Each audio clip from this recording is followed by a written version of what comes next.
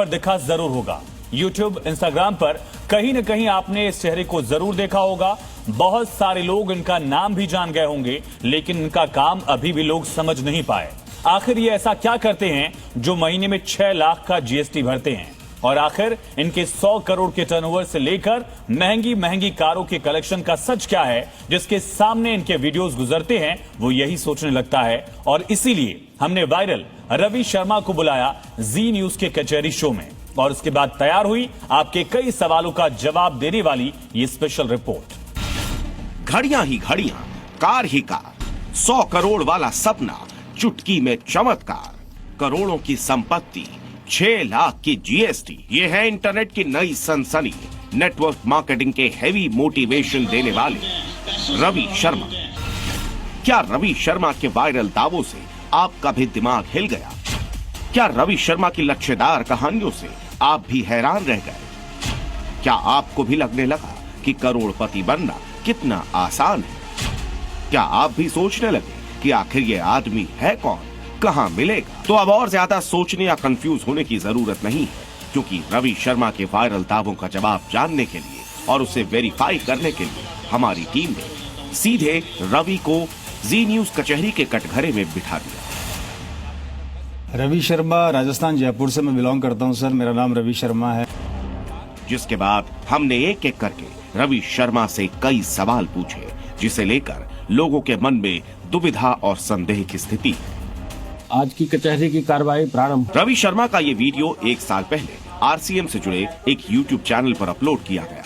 अब तक रवि की वैनिटी वैन तैयार हुई या नहीं, वो उसमें मीटिंग कर रहे हैं या फिर किराए के कमरे में, इसकी तो कोई खबर नहीं है। लेकिन लंबी लंबी बातें करने वाले रवि रुकने का नाम नहीं लेते। इसी कार्यक्रम में वो आगे इतना बड़ा दावा करते हैं जो शायद देश के बड़े बड़े कारोबारी भी नहीं करेंगे। हालांकि रवि के लिए ये दावा कोई बड़ी बात नहीं, क्योंकि यही रवि की लाइफस्टाइल है। इसी तरह से बड़े बड़े सपनों की लंबी लंबी बातें बेचते हैं रवि शर्मा।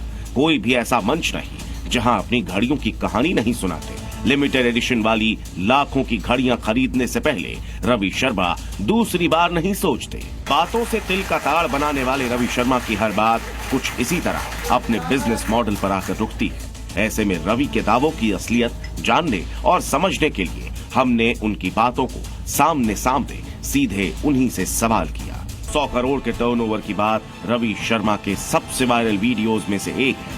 जी न्यूज ने कचहरी शो में रवि शर्मा से सबसे पहले यही सवाल पूछा कि आखिर महीने के 100 करोड़ के टर्नओवर वाले दावे की सच्चाई क्या है। आपके टर्नओवर को लेकर लोगों की बड़ी जिज्ञासा है। महीने का कितना टर्नओवर रवि शर्मा कर रहे हैं सर? टर्नओवर की बात करते हैं, जैसे मैंने अभी टीम से आपका कहा कि मैंने कहा वहां पे 100 करोड़ का मेरा टर्नओवर है, तो बिल्कुल सर मैं आज उस बात पर एग्री करता हूं। 100 करोड़ का मेरा टर्नओवर है, जिसका प्रूफ मैं आपको दिखाना चाहूंगा। ये आपका टर्नओवर की टीम का टर्नओवर है, कंपनी का टर्नओवर है? मैंने फिर अपनी बात को रिपीट कर रहा हूँ, मेरा टर्नओवर मेरे द्वारा जाएगा तो मेरा टर्नओवर तो कहलाएगा सर, और मैं आपको इसके प्रूफ देने को तैयार हुआ। भाई ये लीजिए।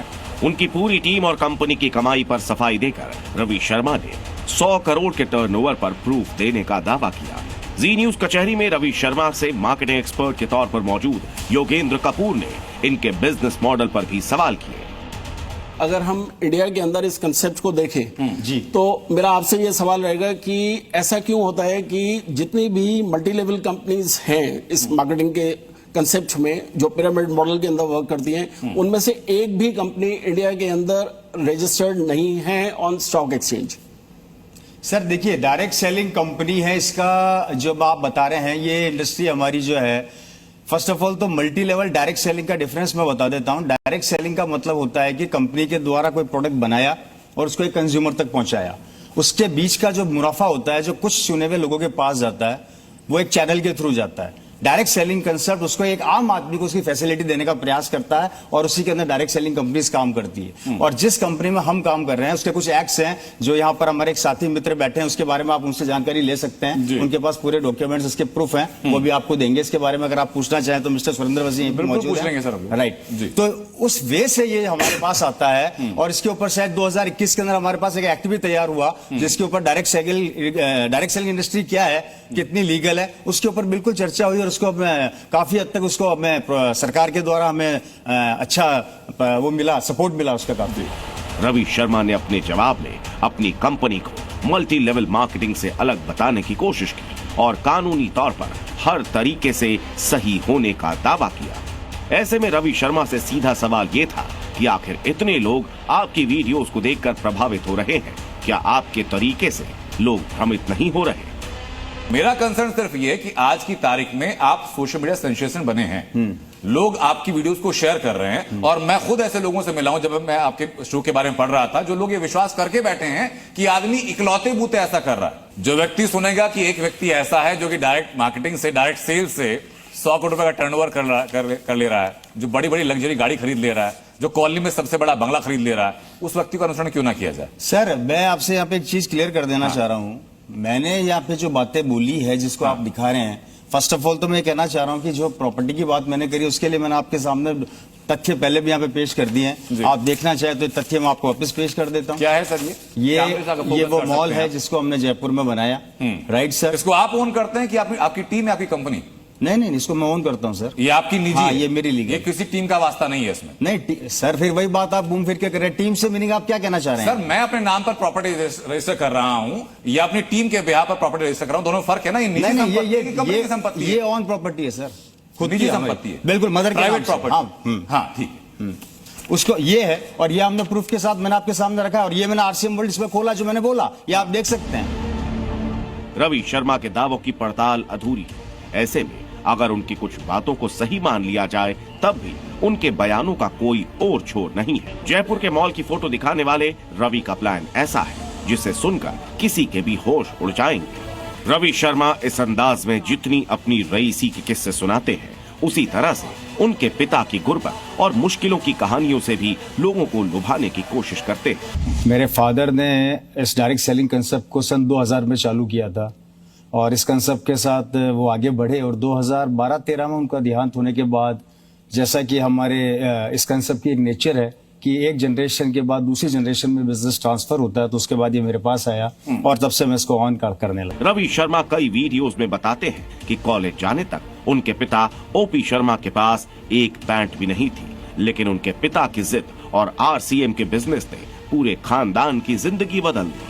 अब रवि शर्मा की बेतरतीब दलीलों में कितनी सच्चाई है, ये समझने के लिए गहन रिसर्च और एक एक दस्तावेज को इन्वेस्टिगेट करने की जरूरत है। लेकिन रवि शर्मा जिस अंदाज से मल्टी लेवल मार्केटिंग बिजनेस को प्रेजेंट कर रहे हैं, उसमें कई ऐसी बातें हैं जो लोगों को भ्रम में डाल सकती हैं। ऐसे में लोगों को इस तरह की किसी भी कंपनी के साथ जुड़ने से पहले आरबीआई यानी रिजर्व बैंक ऑफ इंडिया की इस एडवाइजरी को ध्यान से जरूर देखना चाहिए। आरबीआई के मुताबिक मल्टी लेवल मार्केटिंग या पिरामिड स्कीम्स में नए सदस्यों को भर्ती करने पर कमाई का वादा किया जाता है। ऐसी योजनाओं में ऊपरी स्तर के सदस्यों को लाभ मिलता है, चेन टूटने पर पिरामिड बिखर जाता है, तब निचले स्तर के सदस्यों को सबसे ज्यादा नुकसान झेलना पड़ता है। हाई रिटर्न का वादा सिर्फ धोखा है। ऐसी योजनाएं price chits and money circulation banning act 1978 के तहत अवैध है। ऐसी योजनाओं का पैसा लेना संज्ञेय अपराध है। ऐसे ऑफर से दूर रहें। अगर कोई ऐसी स्कीम मिले तो तुरंत पुलिस में शिकायत दर्ज करवाएं। कंपनी का लाइसेंस चेक किए बिना ऑफर्स के चक्कर में न पड़े। कुल मिलाकर रवि शर्मा हो या इस तरह की लोक लुभावनी बातें करने वाली किसी भी कंपनी का कोई भी स्टार प्रचारक, जी न्यूज का मकसद सिर्फ और सिर्फ किसी भी तरह के भ्रामक और वायरल दावों पर जागरूकता फैलाने का है। ऐसे में दर्शकों से अपील है कि इंटरनेट पर आग की तरह फैलने वाले इन वीडियोस की सच्चाई जाने बिना, कंपनी की पूरी जानकारी लिए बिना किसी के झांसे और बहकावे में न आए, और कोई भी कदम उठाने से पहले आरबीआई की गाइडलाइंस और सभी नियमों के बारे में जरूर पढ़ें, ताकि जल्दी अमीर बनने के चक्कर में आप किसी मुश्किल में न पड़ जाएं। ब्यूरो रिपोर्ट, जी मीडिया।